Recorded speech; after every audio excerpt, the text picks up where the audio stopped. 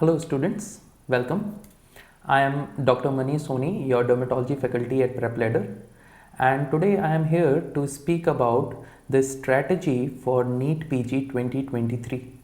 Now we all are preparing for a medical entrance examination, and during our medical preparation we make plans to achieve a good rank in that exam. Now everybody is different and everybody can have a different plan or different strategy, but basically few things are always the same. That is, you have to read the topics and understand the concepts behind them and give lot of test and test your knowledge. Be confident and always be motivated to achieve that goal which you are aspiring for.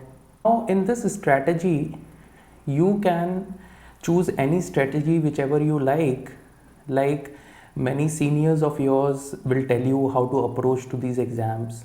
Many students who have already qualified these exams can guide you, and teachers like me can also guide you. Okay, now the thing which I want to tell you is that during my preparation, which was long back, I approached these entrance exam with retrospective approach.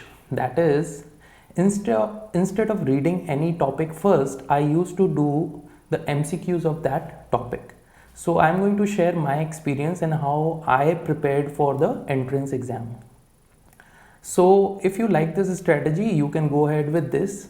And what I did was that I used to do all the MCQs, especially the recent exams MCQs. Okay, so let us consider that you are appearing for 2023. So you will take 3 years question papers, that is 22, 21 and 20, and do all the MCQs of that question paper without reading any topic. Maybe you are just starting your preparation, and before starting or reading any subject thoroughly, you just do all the MCQs.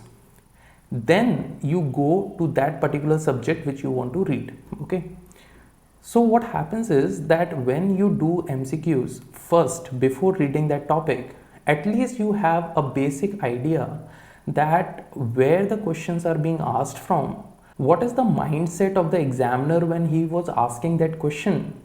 And when you see that line written in the notes or in the theory books, you pay more attention to that point or that topic because already the question have been asked.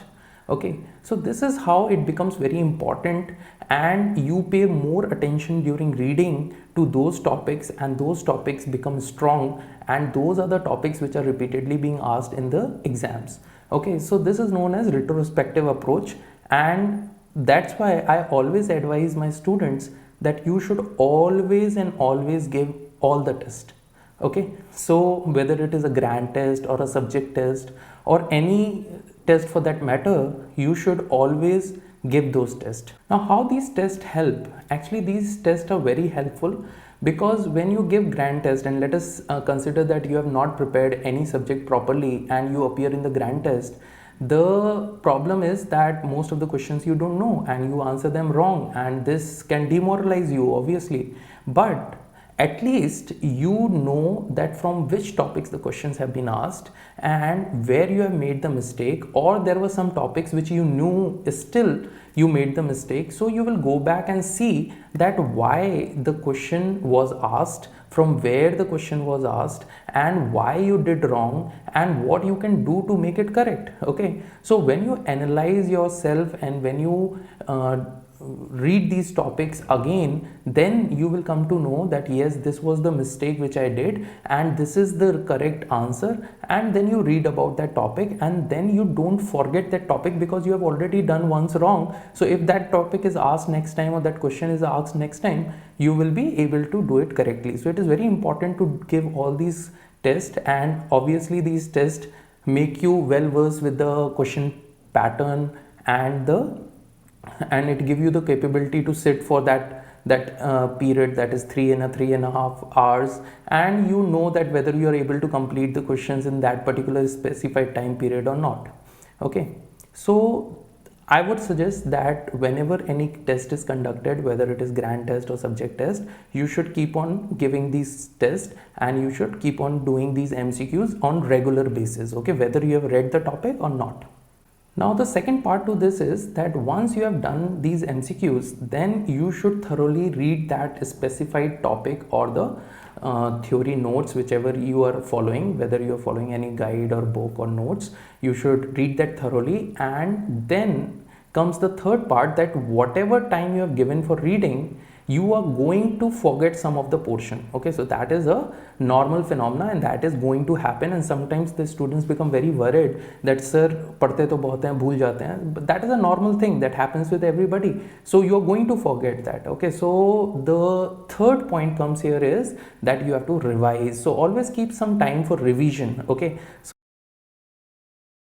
So let us talk about dermatology. If you are reading any topic, so I would suggest that first of all, before reading that topic, just do all the MCQs, okay, of that topic, okay. So let us consider that you are reading papillosquamous disorders. So you do all the MCQs of the papillosquamous disorder from any book or guide whichever you are using, or from the prep letter MCQ bank, and then you read the notes, you see the video, you try to understand, okay. And when you will do that notes, or when you will see that video, you will find that why that question was asked, okay. You will understand that from where the questions are mostly being asked and why you marked that question wrong, and you will also understand that what are the important topics, okay. So then you read. Now once you have read everything, you have done the MCQs, then comes the most important part, and that is the revision, okay. So once you have done everything, then you keep some time for revision, okay, and keep revising these topics again and again, okay. So that is how you need to approach to these topics which are commonly asked in the exams, and the MCQs which are repeatedly being asked.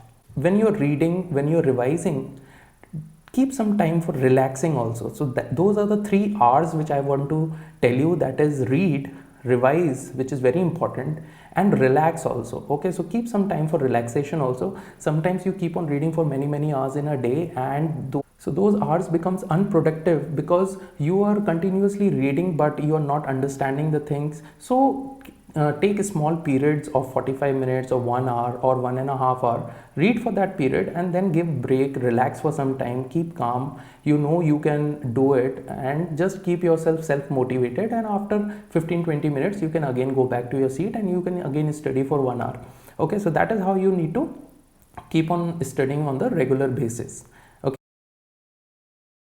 Okay, now if we talk about dermatology, there are many important topics. Many students have this query that please tell the important topics of dermatology. So remember that see the recent question papers, 3 years or a maximum 5 years. All the questions which have been asked in these last 3 to 5 years, those questions are asked from certain topics, and those topics becomes the important topics of the subject, because there is a tendency that these questions get repeated, especially from the recent exams, okay. So those are the important topics, okay. So you don't need to ask anybody that what are the important topics. You just pick up the last 3 years or 5 years question papers, and all the questions which have been asked from that topic becomes important, okay. So it is not that the same question is going to come again, but maybe the question is going to come from the same topic where the question was asked. Like for example, let us consider that the question was asked from the histology of lichen planus, and they asked that severity bodies are seen in. So you know it is seen in lichen planus, okay. So what becomes important, because the question was asked last year on severity bodies, the topic, that is the histology of lichen planus, becomes very important. So next time when you go for exam, at least read all the histological features of lichen planus. So that is how you need to approach to these important topics. In dermatology, there are various important topics, like the basic dermatology portion is very important. If you don't know the basic, the layers, the cells, their functions, then the basement membrane zone, then you won't be able to understand the disorders like the blistering disorders where these membranes or these proteins becomes defective. Okay, so basic dermatology is very important. You should understand that. Then questions are asked on blistering disorders, especially pemphigus and pemphigoid, so that becomes very important.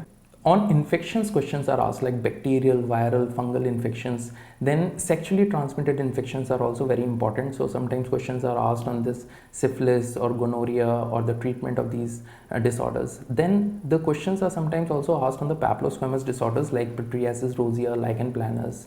Okay, and then the parasitic infections are important topics, though they can be broad topics, but you need to look for that where the questions are repeatedly being asked. Like I told you, histology of lichen planus, so that becomes very important. Similarly, histology of psoriasis, that becomes very important. Like impetigo, the type of crusting is repeatedly asked. So that is the thing which you need to look for, that where the questions are being asked, and you should not miss those topics at least in the examination. If you read whole topic, well and good, but at least don't miss the specific portion from where the question was asked.